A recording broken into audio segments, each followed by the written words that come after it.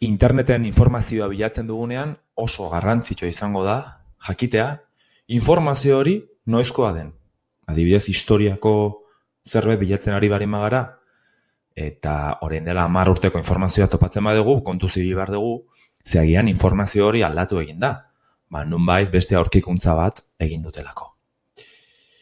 Adibide batekin ikusiko dugu oraintxe bertan. Esate baterako, nik hemen bilatzailean hauxe jartzen bali badut, etorkinak Euskal Herrian, web horri ezberdinak agertuko zaizkit, eta zuen begirada honea joango da. 40.000 etorkin inguru bizi da Euskal Herrian. Eta orduan zuek zuen lanean jartzen duzue. 40.000 etorkin bizi dira.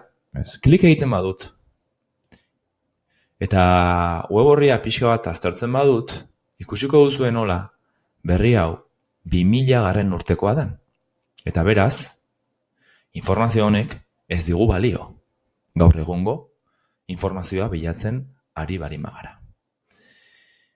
Atzera joaten bari magara, eta aukera honetan ematen badugu, tresnak, 3 pestaina agertuko dira. Hemen, informazio hori noizkoa den filtratu dezakegu. Garai guztietakoari ematen badiot, eta hemen dauden aukerak ikusten baditut, ikusiko dut nola azken ordua, azken 24 orduak, azken astea, azken hilabetea, azken urtea. Epe honetako berriak noizkoak diren zehaztu dezakegu. Adibidez, azken urtean. Etorkinak Euskal Herrien inguruko informazioa azken urte honetan zer agertu den. Hemen ikusitu zuenez, begira, 2018ko abuztuareko 26. 2019ko martxoaren 5.